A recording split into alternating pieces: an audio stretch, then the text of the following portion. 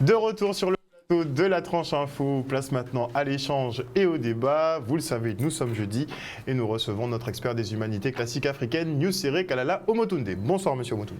Bonsoir, je salue vraiment tout le monde panafricain et je tiens à dire que ce soir nous allons avoir une thématique très enrichissante. Alors j'ai annoncé un petit peu la couleur puisque vous m'aviez déjà prévenu la semaine dernière, parler d'un pan de l'histoire guadeloupéenne qu'on ne connaît pas du tout, justement la piraterie, la piraterie dans les Antilles. C'est vrai que si vous n'en avez pas parlé, j'ai pas beaucoup de références à ce niveau-là, voire quasiment aucune, à part que je sais qu'ils ont coulé beaucoup de navires au Moule, vers le Moule, mais sinon, on n'est pas vraiment au courant de cette histoire. Et justement, pour en parler aussi avec nous ce soir, nous avons Laurent Tavernier de la Confrérie des Corsaires. Bonsoir, monsieur Tavernier. Bonsoir à Rolnus, bonsoir à l'ensemble des téléspectateurs de Canal 10 qui vont nous écouter ce soir et qui, j'espère, vont apprendre davantage sur notre histoire qui nous appartient.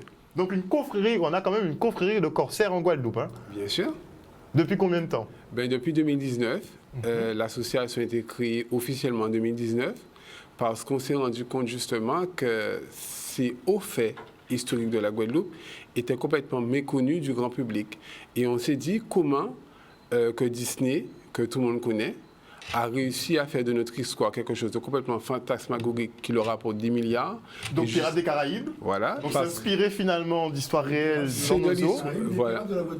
Voilà. Et donc, juste pour donner un chiffre, le premier film de Pirates des Caraïbes a rapporté 3 milliards d'euros. Donc nous qui avons cette histoire qui nous appartient, ce sont des faits extrêmement méconnus, qui n'est pas forcément dévolu au grand public. Donc on s'est dit comment allier le patrimoine en faisant un produit d'appel touristique qui puisse servir à la Guadeloupe et qui permette dans un premier temps de faire de la pédagogie pour que les Guadeloupéens se réapproprient cette histoire qui est la nôtre.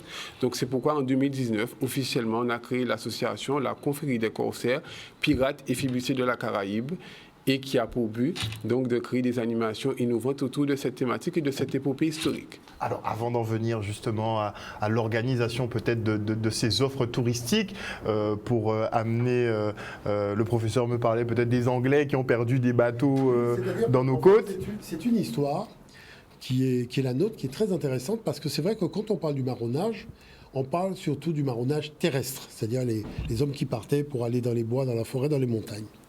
Mais sur le marronnage, petite parenthèse, oui. J'ai lu quelques histoires et je pensais en fait que c'était des petites fugues, mais j'ai vu qu'il y a des marrons qui passaient leur vie dans les bois, des 30 ans, 40 ans. Oui, totalement. Non, il y a eu quand même des mouvements dans la Caraïbe de plusieurs centaines de milliers de personnes. Non, c'est des villes. Il y a une grosse méconnaissance. Il y a une grosse méconnaissance à ce niveau-là. Mais vraiment, la partie maritime, elle mérite vraiment une médiatisation. C'est-à-dire qu'en gros, vous avez des personnes qui étaient déportées, donc venant d'Afrique, et qui marronnaient sur les bateaux des pirates. Et c'est pour ça que toute cette histoire de la piraterie est une histoire qui nous concerne au premier chef, parce qu'il y avait beaucoup de pirates qui étaient de la Guadeloupe, et ils étaient réputés à travers le monde. Et cette épopée, elle est plus connue en dehors de la Guadeloupe, sur d'autres latitudes qu'en Guadeloupe même. Et c'est pour ça que j'ai trouvé que c'était important que M. Tavernier parle de ces récits fantasmagoriques, comme cette fameuse flotte donc de plusieurs milliers de bateaux, donc plusieurs centaines de bateaux, près de 1000 bateaux que les pirates de la Guadeloupe ont coulés à Basse-Terre. Enfin, il y a beaucoup de choses à connaître, à commencer par le début de la chose, parce que c'est enrichissant. Voilà, il faut le dire clairement. Alors, on veut en apprendre plus ce soir. Donc, Laurent Tavernier, dites-nous tout. Pour commencer, pour être un peu plus synthétique, l'histoire de la piraterie aux Antilles commence dès le XVIe siècle. Tout le monde a entendu parler de l'île de la Tortue, qui est en Haïti, qui a été un repère de flibustiers, parce que dès le XVIe siècle, donc la Caraïbe est pris par ce mouvement, on va dire, de pirates. Donc on a des flibustiers, des forbans, où le repère central se trouve à l'île de la Tortue et d'où le nom d'ailleurs d'un pirate des Caraïbes, on voit beaucoup le symbole de la tortue qui vient donc notamment de cette île de la Tortue en Haïti. Ensuite, pour ce qui concerne l'épopée des corsaires de la Guadeloupe, c'est une affaire qui commence dès le XVIIe siècle et qui va aller donc de 1793 jusqu'à 1810. Et la beauté de cette histoire sur les corsaires de la Guadeloupe, c'est que le fait corsaire de la Guadeloupe, dans un premier temps, a permis à des libres de couleur et des noirs, des anciens esclaves, à devenir corsaires pour obtenir la liberté. Grâce aux corsaires de la Guadeloupe, en 1794, c'est ce qui nous a permis de reprendre la Guadeloupe, parce que vous savez bien que pendant cette période, la Guadeloupe était sous une autre domination, n'était plus sous domination française. Donc en 1794, avec l'appui donc, de Victor Hugues et de la Convention, grâce aux corsaires de la Guadeloupe, et j'insiste, aux libres de couleur et aux anciens esclaves, donc aux Noirs, aux Guadeloupéens, c'est ce qui nous a permis de reprendre la Guadeloupe en 1794. Et les corsaires de la Guadeloupe, donc les libres de couleur et les anciens esclaves, ont mené la Révolution française ici, mais l'ont financée, notamment grâce à la guerre de course, parce qu'on va s'étaler sur cette période qui est une période extrêmement bien documentée. La guerre de course. Donc la guerre de course, c'était l'activité donc, des corsaires. Et à cause donc, du fait corsaire de la Guadeloupe, c'est ce qui a fait la quasi-guerre entre les États-Unis et la France. Et c'est ce qui a fait qu'à cause donc, des marins guadeloupéens et donc des corsaires guadeloupéens, c'est un peu à cause de ça que les États-Unis ont créé l'US Navy.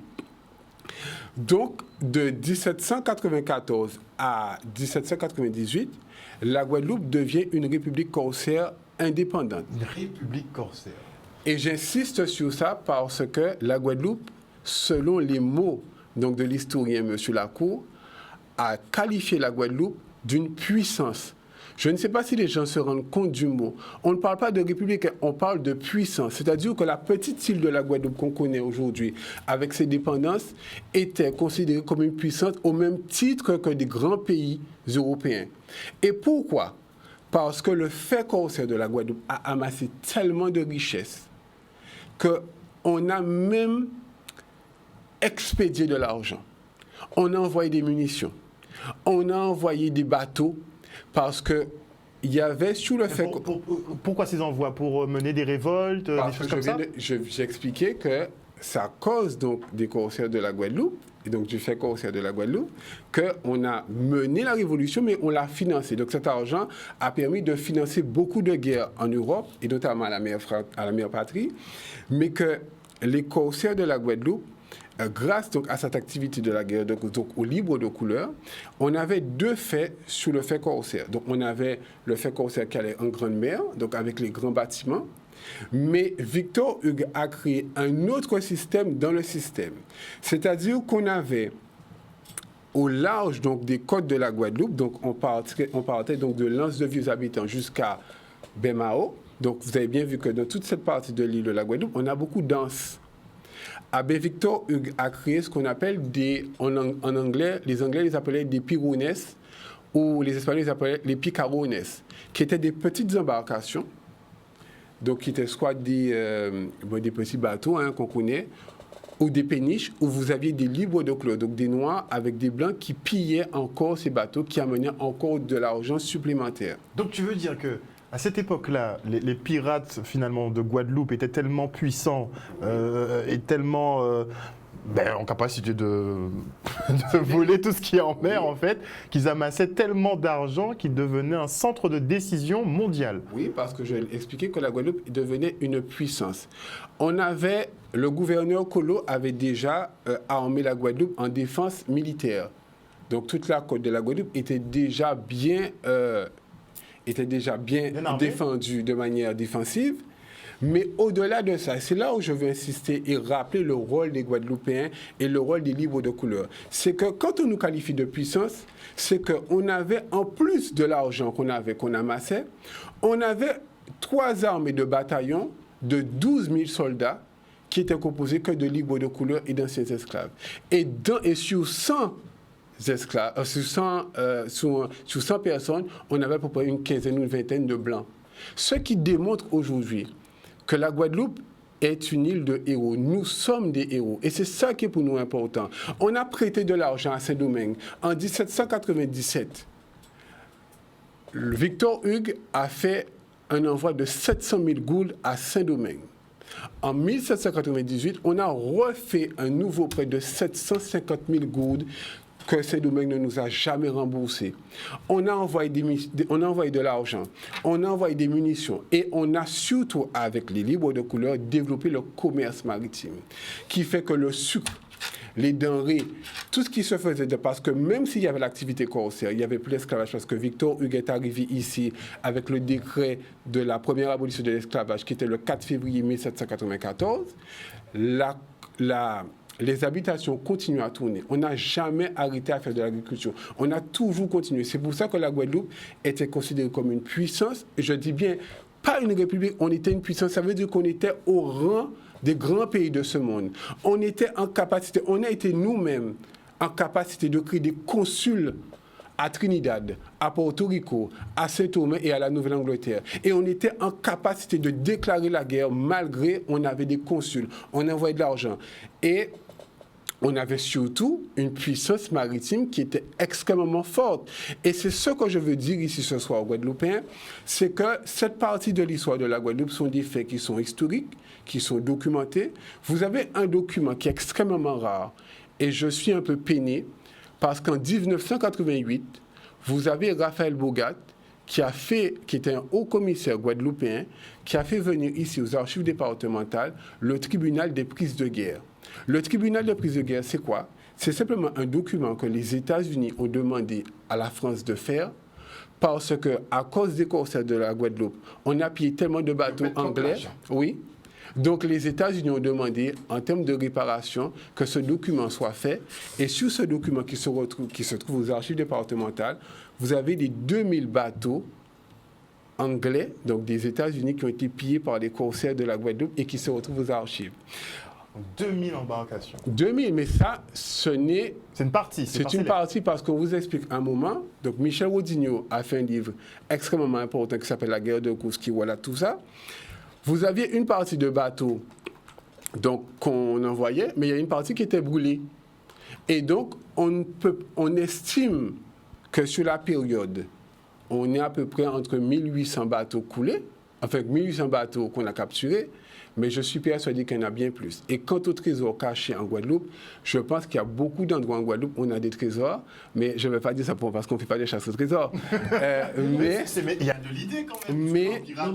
C'est-à-dire que t'enfuir le trésor. Il faut quand même dire les choses. Moi, j'ai regardé une émission qui a été faite depuis les États-Unis, et c'est des Américains qui voulaient savoir mais quels étaient les métiers des Occidentaux qui venaient dans la Caraïbe. Et ils ont remarqué que tout le monde était dans la plongée, dans ski nautique, enfin bref. Mais ils venaient de régions où il n'y avait même pas de plan d'eau. Et donc quand ils ont commencé à demander mais pourquoi vous intéressez aux métiers aquatiques comme ça, cette question a été posée quand ils étaient en Martinique. Donc ils ont fait toutes les îles de la Caraïbe. Et le monsieur lui répond, mais est-ce que vous savez par exemple que quand le volcan a explosé en Martinique, à Montagne-Pelée, il y avait des bateaux en rade. Et ces bateaux avaient des richesses. Et la chose, c'est que nous faisons de la plongée pour aller aussi en quête de toutes ces richesses. Et on découvre que, en fait, il y a une histoire, parce que les descendants des deux camps, aussi bien de la Guadeloupe que d'ailleurs, existent, mais cette histoire n'est pas médiatisée au niveau des jeunes générations. Donc, qui fait qu'on ne se rend pas compte que, aussi bien sur le territoire que dans l'eau, il y a des milliards de dollars qui dorment parce que l'histoire elle est totalement méconnue. Et on nous détourne de cette histoire. Aussi peut-être parce qu'il y a des enjeux stratégiques, géostratégiques. Quand on voit l'Amérique qui fait le document pour faire un recensement, c'est-à-dire qu'il y a des gens qui ont des éléments par rapport à ça. Et donc, là où c'est important, c'est le fait guadeloupéen dans l'histoire. Un fait guadeloupéen qui n'est pas mis en avant dans l'historiographie. Et moi, j'ai toujours su que nous étions une puissance parce que l'Amérique s'était intéressée à nous à partir de 1794 et qu'on avait des pleins pouvoirs politiques et autres. Mais c'est vrai qu'avec l'introduction de la dynamique du fait corsaire, on découvre une histoire avec une importance beaucoup plus grande. Et ça, c'est important. Mais nous, ce qui est important, et c'est sur ça qu'on insiste, c'est que les Guadeloupéens comprennent notre rôle.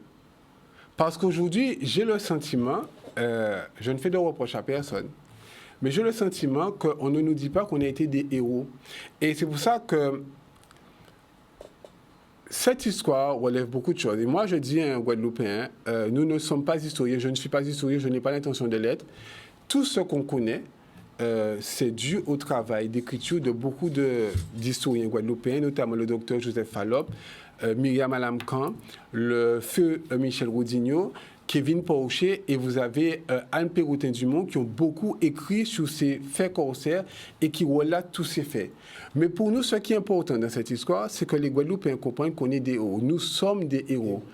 Les libres de couleur, nos descendants esclaves, comme on les appelait, ont travaillé à ce que ce territoire redevienne français. Ça veut dire que le fait corsaire, ce qui est important dans le fait corsaire, c'est cet esprit de liberté.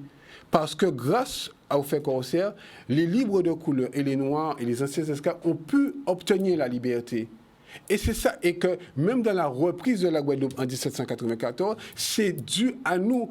Quand on parle, cette histoire, elle touche toute la Guadeloupe parce que la reprise de la Guadeloupe a été faite au fleur d'épée.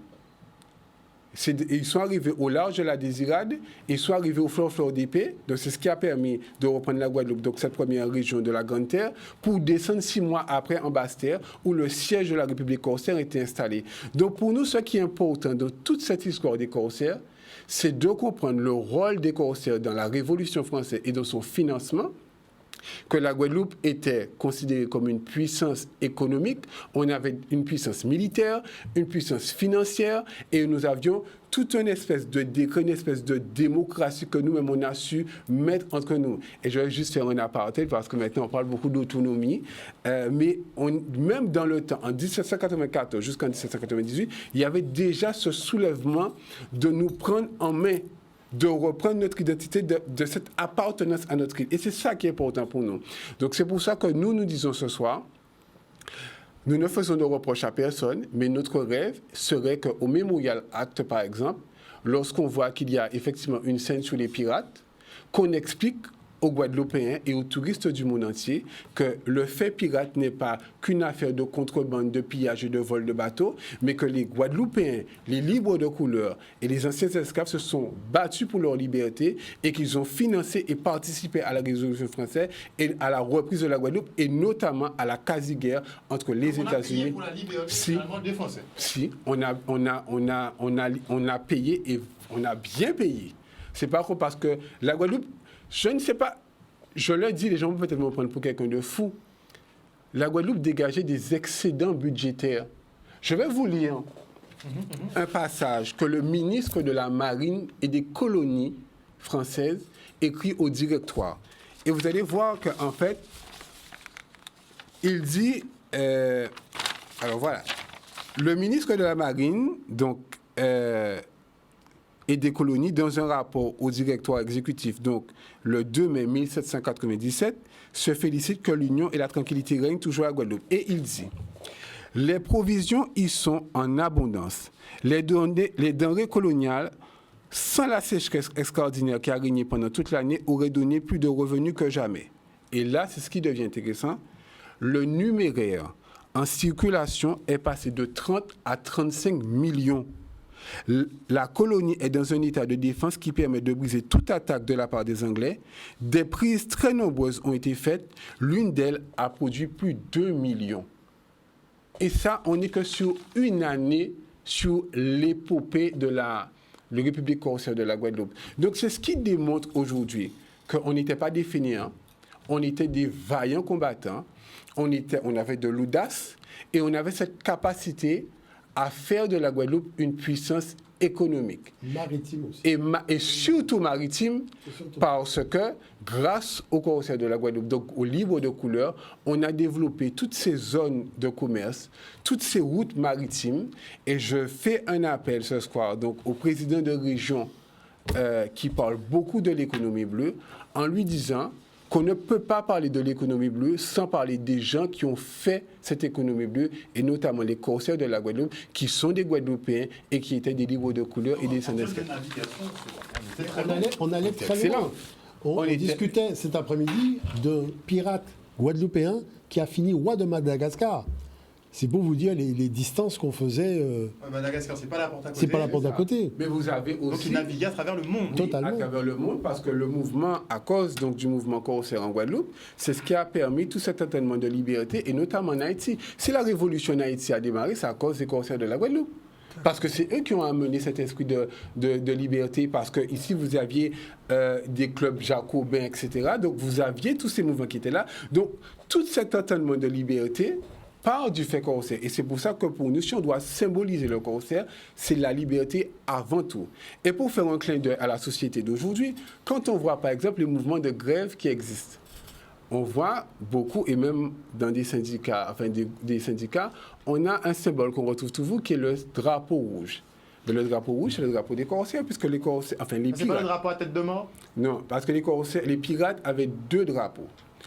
Le premier qui était le drapeau noir avec la tête de mort et les deux fémurs, qui était déjà un signe de danger. Quand on voyait ça, c'était déjà prendre la fuite. Mais quand ils tiraient le drapeau rouge, c'était sans quartier. C'était ni foi ni loi. On allait à feu et à sang parce que notre objectif principal était de gagner. Et on a tellement gagné que je vous dis qu'à cause de ça, les États-Unis nous ont demandé de créer ce tribunal des crimes de guerre qu'on peut retrouver aux archives départementales. Donc c'est pourquoi nous, on dit aux Guadeloupéens qu'il faut s'intéresser à notre histoire et que l'histoire, si on doit symboliser le corsaire, le pirate du moins, c'est celui qui entreprend. Et C'est le marron des mers, quoi.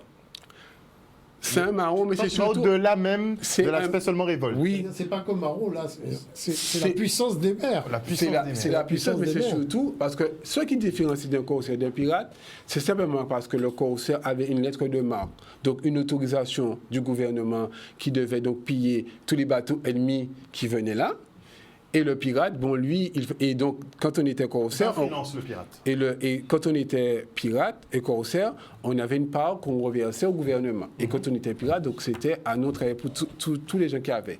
Et c'est pour ça que nous, on dit que l'esprit pirate, la symbolique du pirate, c'est celui qui entreprend, c'est celui qui a l'audace de faire, c'est celui qui n'a pas peur, c'est celui qui, malgré ses moyens, malgré il n'a pas... Parce qu'il n'y a pas eu d'école militaire. Il n'y a pas eu d'école pour gagner. C'est des gens qui ont appris à se battre avec des épées, des armes, avec des haches, avec des couteaux, avec toute espèce de choses, et qui ont gagné. Quand on regarde l'histoire, il n'y a pas beaucoup de corsaires guadeloupéens qui ont été pendus. Il y en a d'autres, mais les corsaires guadeloupéens n'ont pas été tellement pendus. Donc Ils ne se faisaient pas prendre? Non, parce que c'était des gens qui, je pense, qui étaient de sérieux et qui étaient des personnes redoutables. Donc aujourd'hui, je pense que tout cet exploit doit nous permettre d'avoir une meilleure appropriation de notre histoire, de qui nous sommes, et que même, alors peut-être que je me dis que je suis fou, mais même ce mouvement de révolution qu'on a aujourd'hui, je pense que ça descend depuis cet ADN des corsaires. Je pense que ça vient depuis avant même de nos ancêtres. Avant même qu'ils prennent le bateau pour venir ici. C'est une histoire qui doit être transmise aux jeunes générations dans le cadre scolaire. Parce que là, on atteint la grande limite du n'importe quoi. C'est-à-dire qu'une histoire aussi riche, avec des lieux, des noms de lieux, avec des témoignages, avec aussi un intérêt à l'international pour la Guadeloupe, cet intérêt qu'on ne connaît pas trop. Vous voyez, ces gens qui viennent avec des balises GPS de repérage de bateaux, qui font de la plongée, qui vont chercher un bateau en bas, qui récupèrent un truc qui partent avec sans nous dire qu'ils l'ont pris. Bon, ça fait partie des choses qui sont notre réalité aujourd'hui, mais je pense qu'il faut retrouver cet esprit pirate quelque part. Oui, parce que le pirate, c'est celui, même la piraterie moderne, quand on regarde aujourd'hui, et quand on regarde même Pirates des Caraïbes, hein, on voit bien que le pirate, à un moment donné, ne s'enrichit jamais. Il remet un équilibre. C'est-à-dire que même les pirates aujourd'hui modernes, quand ils volent qui? Ils ne volent pas nous, ils volent les plus riches. Donc c'est pour permettre d'avoir cet équilibre, parce qu'on ne peut pas avoir des personnes qui dominent le monde avec des richesses et que d'autres n'ont pas. Donc aujourd'hui, nous, ce qu'on veut dire, alors oui, les gens vont nous dire que c'était des voleurs, etc. Mais ce sont des voleurs, les corsaires étaient quand même commandités par l'État. Donc, voilà. Et la piraterie existait dans le monde entier. Tous les gouvernements ont fait. Mais nous, notre particularité, c'est qu'on est devenu, et j'insiste, je suis très heureux parce qu'on était une puissance. On était une puissance. C'est-à-dire que ça, on ne peut pas mettre en doute ce qui est dit à ce niveau-là, parce que quand on parle de pirates, on parle de la Caraïbe. La seule problématique, c'est vrai, dans le monde, quand on dit pirate, c'est la Caraïbe, non? C'est pour ça que le C'est film pour ça que le s'appelle film a super bien Pirates fonctionné des Caraïbes. finalement. Sauf que le lien entre nous et cette histoire-là n'est pas fait dans l'historiographie. Donc ça reste une histoire hors sol qu'il faut pouvoir réintégrer dans certaines réalités. Ça, c'est important. Et nous, c'est ça notre rapport. C'est-à-dire que notre rapport au niveau de l'association, c'est justement donc de créer des animations qui permettent de mettre en lumière toute cette épopée historique. Mais nous le disons bien, et j'insiste, on n'est pas historien, on n'a pas l'intention de l'être. Notre objectif est de créer des animations à travers ces faits marquants qui existent en Guadeloupe, qui sont là, pour permettre une meilleure appropriation des Guadeloupéens de qui nous sommes, d'où nous venons, quelles sont nos origines, et de créer donc des produits d'appel touristique. Parce que Vous n'êtes pas là pour, voilà, effectivement. on la vulgarise et que notre objectif est là, parce que vous avez des historiens qui font ce travail, qui est un travail extrêmement remarquable, mais j'irai beaucoup plus loin, parce que vous avez beaucoup de faits méconnus en Guadeloupe qui ne sont pas réappropriés. Et je vais finir une parenthèse très clairement sur ça. Vous avez le Chevalier de Saint-Georges aussi, qui devrait être plus mis en avant, parce que c'est un Guadeloupéen qui a combattu pendant la Révolution. On le connaît comme un illustre virtuose, comme un musicien de talent, mais il n'a pas été que ça. Et vous avez plus récemment, en 1848, Léonard-Marie Sénécal, qui est un héros de 1848 et qui a, alors je ne fais pas de publicité et je ne suis pour personne, mais qui a un combat similaire à ce qu'a fait M. de Mautin en 2009. Très bien. Alors moi j'aurais une petite question juste après la coupure pub sur l'aspect historique. Bon, tu pourras méditer dessus. C'est que si on était si puissant dans cette période dont tu nous as parlé, donc 1794 à 1888 à peu près. 1798. Donc c'est la République corsaire pendant 5 ans, mais l'épopée corsaire termine en 1810. 1810, mais comment se fait-il qu'ils aient pu reprendre la Guadeloupe dans nos mains? Si on avait de telles puissances à nos dispositions... Parce qu'on n'avait plus les corsaires. Ah, ils n'étaient plus là? Mais non, l'épopée corsaire, parce que le fait corsaire a mais tellement... c'est 1802, ils sont revenus ici. Non.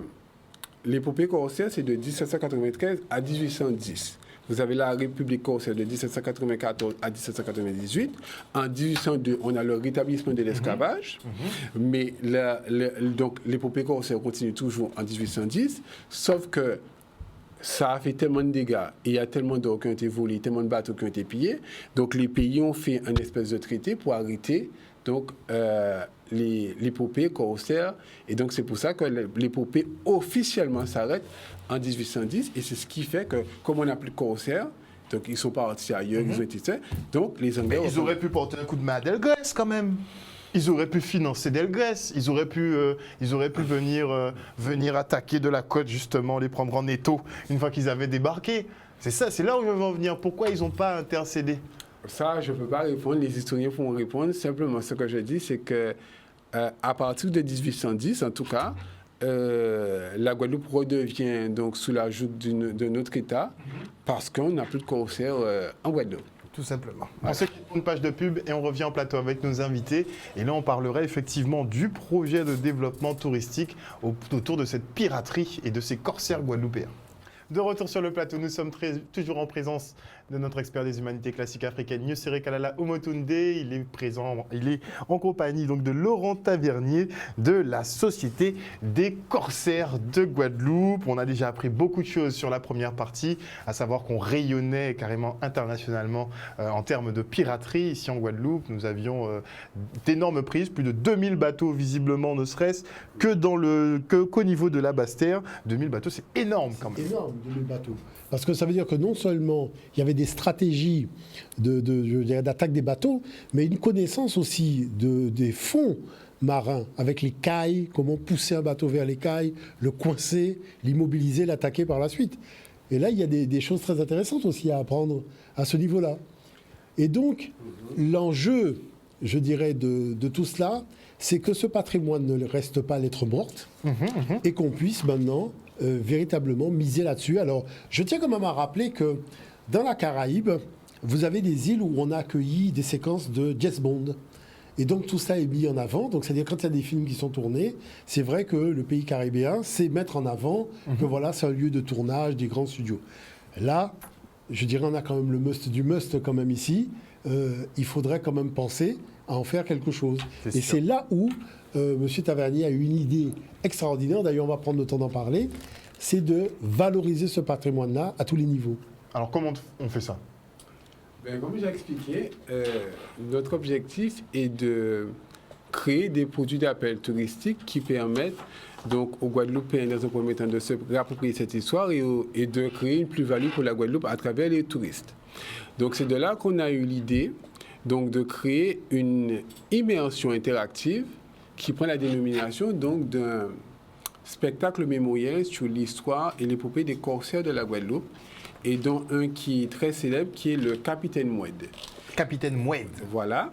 Et que cette manifestation, dans sa préfiguration, doit se faire le 14 juillet 2022 à Bouillante, sous le thème de Bouillante à l'abordage. Parce que, pourquoi Bouillante?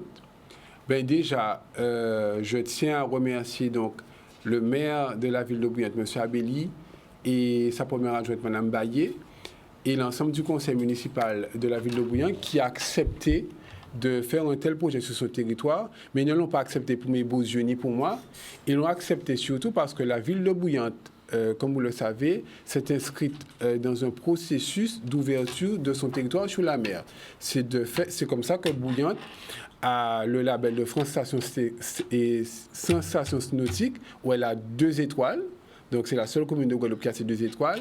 Elle a signé récemment donc, le label avec Odyssea, qui est un consortium européen qui ouvre le territoire sur les routes bleues mythiques et qui va récupérer donc, les yachteurs de luxe. Et que Bouillante, historiquement, a dans sa baie, donc lance à la barque, 2 flûtes qui sont sur les... Donc, les flûtes, pour rappeler, c'est un navire hollandais de charge à 3 mâts et qui a des voiles à carré blanc. Et dans ces 2 bateaux, donc il y en a 6 qui sont connus dans le monde. Donc on a 2 qui sont dans la baie de Bouillante, dans les eaux de Bouillante. Et dans chaque bateau, vous aviez 400 000 pièces d'or de francs et plus de 2 500 000 en lettres de charge qui sont dans les eaux de Bouillante. Est-ce que c'est là toujours? Alors, en 1992, sur la présidence de Mme Lucette Michaud-Chevry, il y a des fouilles archéologiques qui ont été faites par une association qui est Prépa Sub-Antilles, qui a fouillé ces bateaux et qui a permis de relever un certain nombre d'éléments, donc notamment des canons, et un certain nombre de vaisselles. Je suppose que la baie de Bouillante doit garder des trésors extrêmement riches. Et ce ne sont pas des bateaux qui sont très loin, hein, ce sont des bateaux qui sont très très près de la côte. Combien de mètres à peu près? Ah, je ne peux pas dire parce que je ne suis pas spécialiste de ça. D'accord. Mais, Parce qu'on lance une chasse au trésor dès ce soir. Hein. mais la ville de Bouillante a historiquement un passé corsaire et pirate, parce que vous avez bien vu que Bouillante est l'une des rares communes de la Guadeloupe à avoir autant de criques. Et l'histoire dit, donc l'anecdote dit, qu'il semble qu'il y a un livre de couleur qui aurait trouvé donc un trésor sur la plage de Lens-à-la-Barque et qui aurait acheté donc une entreprise et qui aujourd'hui, je ne vais pas la nommer, mais qui aujourd'hui est un des fers de lance de l'économie de la Guadeloupe.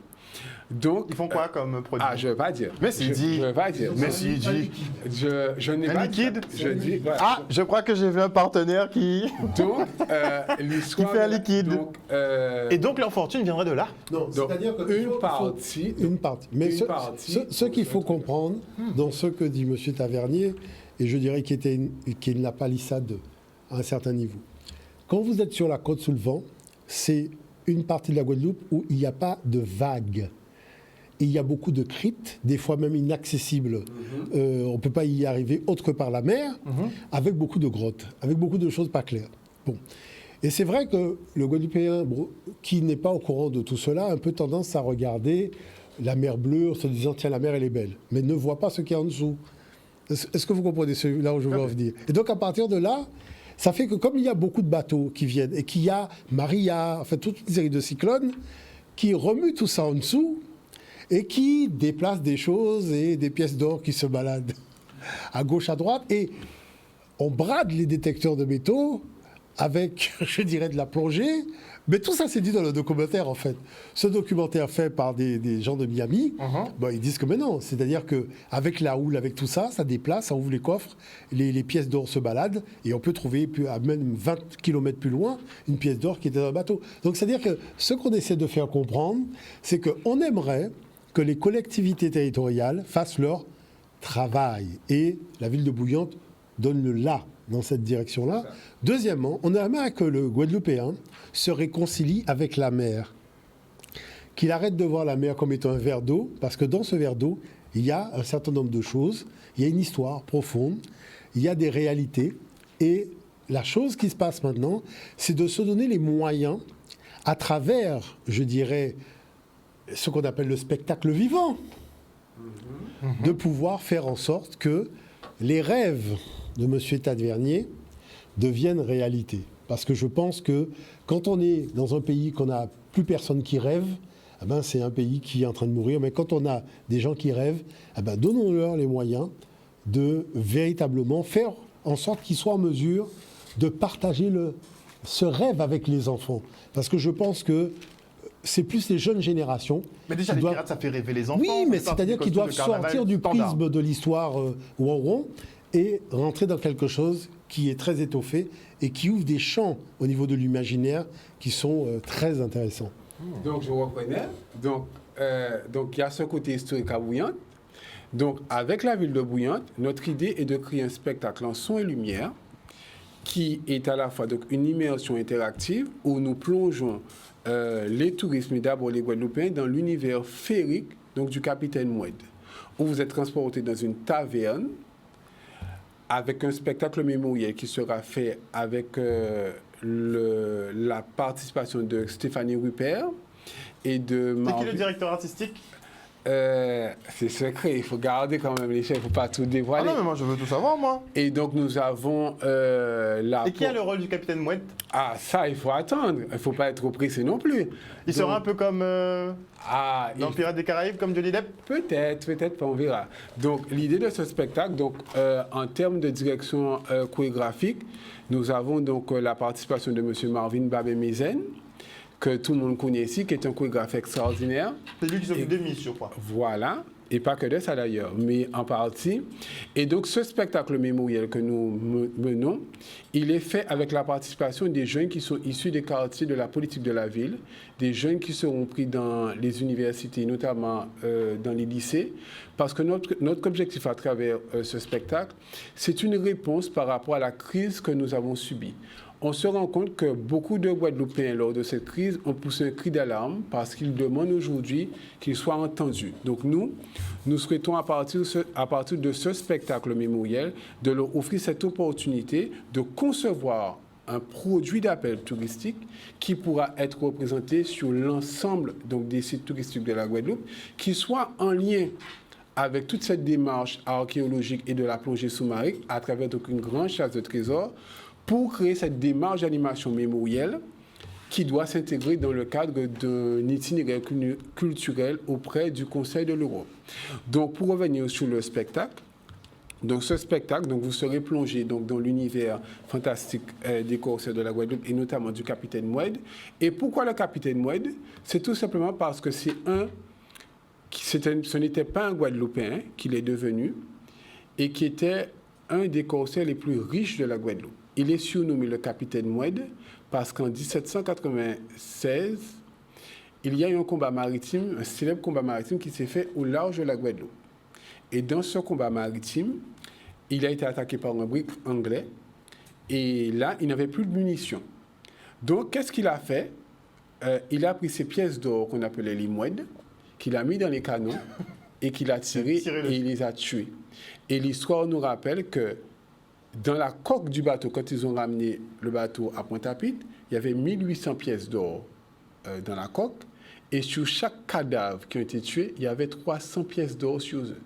Donc cela démontre qu'il y avait une richesse considérable.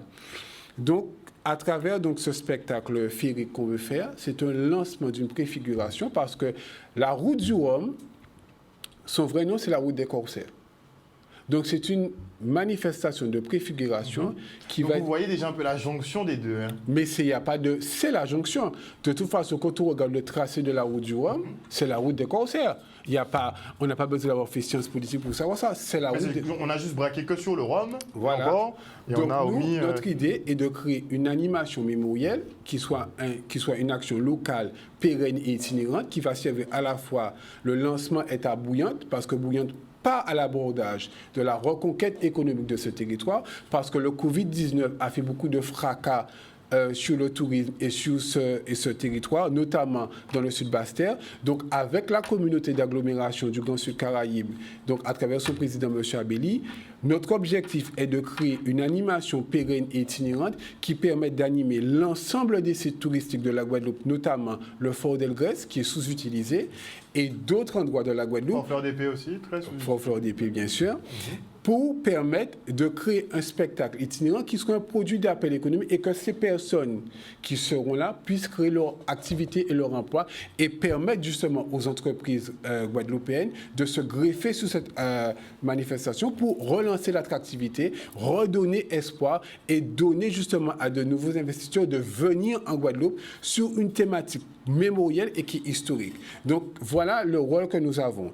Et ce qui nous amène ici ce soir, c'est parce qu'aujourd'hui, cette manifestation intègre également donc, des hologrammes et de la 3D mapping. Donc nous sommes sur un budget de 80 000 €. On a déjà trouvé la moitié du financement et on cherche l'autre partie. Mais avant tout, je tiens quand même à remercier les premiers donateurs parce que sans eux, je ne serais pas arrivé là. Donc, vous avez Mme Betty Armougon, qui est conseillère régionale de la Guadeloupe, qui nous accompagne. Vous avez Mme Eustache, qui est adjointe au maire de la ville de Bemao, qui nous accompagne. Nous avons l'entreprise Ormat Technologies qui nous accompagne. Nous avons, à notre plus grande surprise, donc le ministère des Outre-mer qui nous a accompagnés sur ce projet. Oui, parce que ce n'était pas gagné d'avance, mais qui nous accompagne. Et vous avez M. Moutounde, qui est là aussi, qui nous donne une force dans ce projet, parce que nous avons besoin justement d'ambassadeurs. Et nous avons été rejoints très récemment par Mathias Berbiani, qui est un Guadeloupéen, qui est champion d'escrime d'Europe et qui est l'entraîneur de l'équipe de France au Japon, qui a décidé d'être un de nos parrains de cette manifestation. Il y aura des démonstrations à l'épée? Bien sûr. On sera sur la thématique, donc obligé. Les corsaires sans les épées, c'est comme si on me parlait de corsaires sans Rome. Et nous savons bien que notre idée est vraiment que les gens soient immergés dans cet univers fantastique, mais qui ne soit pas un côté sérieux, qui permette aux gens de retrouver cette féerie d'antan. Parce que c'est un bal qui est costumé, où vous avez un banquet qui sera fait. Vous aurez un open bar aussi avec un barman qui va faire toute la soirée. Et vous aurez... J'ai vu un bon nom pour le banquet. Voilà. Et ça sent bon tout ça. Et oui. Il a un restaurant par là en plus. Bien sûr, parce que notre idée... notre idée est de créer et de refaire revivre la Guadeloupe dans son face et dans sa splendeur d'antan. Je ne vais pas le dire parce qu'il ne faut pas le dire, mais l'idée de ce spectacle est de créer une soirée mondaine qui reprend tous les codes de la société antillaise guadeloupéenne, parce que on n'a rien contre les autres, mais c'est de retrouver cette gloire d'antan, de retrouver ces costumes où les gens pourront mettre leurs bijoux, comme les gens pourront s'habiller, les gens pourront mettre leurs masques, les gens pourront mettre leurs belles robes, leurs belles tenues, et c'est vraiment cet esprit. Et c'est pour ça qu'avec le président de la communauté d'agglomération, qui est maire de la ville de Bouillante, nous avons, et je veux le remercier vraiment parce qu'il nous accompagne sans ambiguïté. Et quand vous êtes des jeunes comme nous, ou vous n'êtes pas connus, on peut vous prendre pour quelqu'un de farfelu, c'est très difficile. Donc aujourd'hui, nous sommes quand même heureux d'avoir le soutien indéfectible donc, du président de la communauté d'agglomération et de sa première adjointe, Mme Baillé, et nous espérons que la région et le département vont nous accompagner sur cette animation parce qu'avant tout, ça reste un produit, une animation territoriale qui utilise l'histoire de la Guadeloupe pour en faire un produit d'appel touristique. Et nous lançons un appel, bien sûr, donc, aux potentiels investisseurs pour venir nous accompagner parce que c'est vraiment une démarche d'animation mémorielle. Ce n'est pas un spectacle pour faire un coup, c'est un spectacle qui s'intègre sur la durée. On parle d'un spectacle de 2 heures, hein, quand même. 2h30. 2h30. Donc il y a beaucoup de matière, si ça tient. Mais vous avez tout compris. C'est-à-dire, vous avez un spectacle dans un spectacle. Vous avez le spectacle mémoriel qui va être fait avec les jeunes, qui va durer 2 heures, mais vous avez en plus dans la salle tout un spectacle qui est fait avec les barman, avec les serveurs, avec Le cadre en lui-même est un Voilà, spectacle. le cadre en lui-même est un spectacle, c'est un spectacle dans un spectacle. Et donc, c'est vraiment de créer ce produit d'appel. Et je veux même vous dire quelque chose. J'ai été contacté par une société américaine. Disney, Pirates des Caraïbes. Ah, je ne vais la pas franchise. dire. Je ne vais pas dire. Mais on a une société américaine qui nous a contactés et qui nous a dit que dès que la manifestation est faite, elle nous demande de la faire dans un pays aux États-Unis.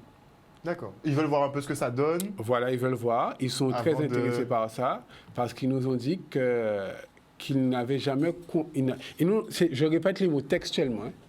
Ils nous ont dit, on n'a jamais vu aussi un projet aussi grandiose et aussi innovant qui allie l'histoire de la Caraïbe dans une animation. Et donc, on a même une compagnie de croisière, je ne vais pas citer son nom non plus. Ouais, mais qui c'est long, nous a- Mais il faut vendre le temps. Oh qu'a cité. Ah, d'accord. Donc, d'accord. donc, Ok. voilà. Donc, Discussion. Ok. cela démontre aujourd'hui, je le dis serment, on n'est pas obligé de le faire pour moi, mais moi je m'aime. Donc ça c'est déjà quelque chose en soi. On n'est même pas obligé de le faire pour l'association si on ne l'aime pas, mais je dis qu'on doit le faire pour l'histoire de la Guadeloupe, parce que la mémoire de la Guadeloupe, c'est ce qui nous permet à nous de nous intégrer et d'avoir notre identité, de savoir qui nous sommes. Parce que l'histoire et le patrimoine de la Guadeloupe sont des économies qui sont incomparables. Aujourd'hui, on peut me parler de tout ce qu'on veut. L'économie bleue et le patrimoine sont aujourd'hui des niches où il faut aller puiser, où on peut créer des emplois et on peut créer une richesse et une plus-value pour la c'est Guadeloupe. Donc, je dis aujourd'hui à tous ceux qui m'entendent, nous ne sommes pas venus pleurer parce que les corsaires ne pleuraient pas. Mais vous n'allez pas braquer les gens non plus pour avoir le Voilà. budget. Mais on demande, confiance. on insiste et on dit qu'on a besoin de l'accompagnement des entreprises et des collectivités pour nous permettre d'aboutir à ce projet parce qu'on considère que c'est un projet qui va apporter une nouvelle forme d'animation pour le territoire. Parce qu'il faut repenser le territoire. Il faut repenser le tourisme. Aujourd'hui, on se rend compte bien que le Covid a massacré le tourisme. Donc aujourd'hui, il faut repenser le tourisme différemment. On doit apprendre à vivre avec le Covid, mais on doit aller chercher une nouvelle forme de clientèle. C'est-à-dire, vous avez une clientèle qui se trouve en mer, sous les yachts de luxe, qui... Je ne sais pas, alors je ne veux pas parler de choses que je ne sais pas, mais à mon avis, qui ne descendent pas en tout cas et qui déposent des capitaux. Et je vais prendre un exemple simple. J'ai eu la chance de travailler pendant 1 an en principauté de Monaco. Et je peux vous dire qu'entre les touristes de croisière, c'est une autoroute maritime parce que quand un part, vous avez 2. Il reste, il y en a ceux qui dorment. Et entre les yachteurs de luxe qui descendent à Monaco, rien que ça fait déjà la richesse de Monaco. Donc nous avons un patrimoine et un paysage qui est aussi équivalent que ce que fait Monaco.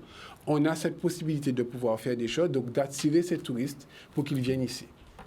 Alors moi, je voulais rajouter... Pour la quelque fin. chose. Et c'est important parce que c'est pour montrer que c'est vraiment un projet avec plusieurs pétales. Vous vous rendez compte que si nous rentrons dans le domaine de l'animation 3D, ça veut dire qu'on aurait la possibilité de prendre, donc, à partir donc, de la carcasse du bateau qui est sous l'eau, de modéliser et de faire sortir ce bateau et que l'enfant puisse voir voilà de quel bateau nous parlons. Tous ces bateaux des pirates, nous avons des éléments qui nous permettent tout simplement de leur redonner vie à partir des animations 3D. Donc, qui fait que là-dessus, sur le plan pédagogique... Ce serait une immersion vraiment dans l'histoire. là. C'est-à-dire, imaginez qu'on peut même avoir un lieu technologique dédié à ça, en imagerie 3D, en animation. On parle de réalité augmentée, de métatarse. Et voilà, par exemple, la Guadeloupe qui rentre directement dans ces technologies avec un produit d'appel unique. Une histoire vraie. Et nous sommes au centre de cette histoire. Maintenant, je dirais, c'est une chose qu'il faut léguer aux jeunes générations. Et au moins, là, on pourra dire qu'il s'est passé quelque chose en Guadeloupe Clairement. à ce moment-là, c'est-à-dire un état d'esprit qui a considéré que la Guadeloupe était un diamant, pas une terre où on vient barrer les routes pour demander 2,50 € à personne. Nous avons suffisamment de richesses dans ce pays pour être des leaders mondiaux dans différents domaines. on l'a compris, hein, il n'y a pas que la géothermie, N'est-ce pas? Il n'y a pas que il y ça. a beaucoup de domaines. À nous d'être responsables et d'être visionnaires et de ne pas perdre notre capacité de rêver. Voilà, c'est important. Merci. Pour ces connaissances supplémentaires. Merci à vous, Monsieur Tavernier. Comme quoi le hasard n'existe pas. Mais merci en tout cas beaucoup pour ce projet. Les auditeurs ont beaucoup apprécié justement d'en apprendre plus sur ce pan de l'histoire. Il y en a même qui disent finalement, quand on vous avait parlé des trésors, il y en a qui disaient c'est pour ça qu'on nous a dégoûté de la mer finalement. C'est peut-être pour ne pas aller fouiner, fouiner de ce côté-là. En tout cas, un très beau projet, qui, s'il faut qu'il voit le jour effectivement, il vous manque 40 000 € sur les 80 000 € de budget. Vous faites donc appel aux particuliers, aux entreprises et aux collectivités pour boucler effectivement ce budget pour créer un spectacle autour des corsaires guadeloupéens. Franchement, l'idée est excellente. Donc chapeau bas et on espère effectivement pouvoir assister au show et de voir notre Johnny Depp local émerger, qui sait, hein. Merci encore messieurs. Une bonne soirée à vous sur Canal 10. Bisous.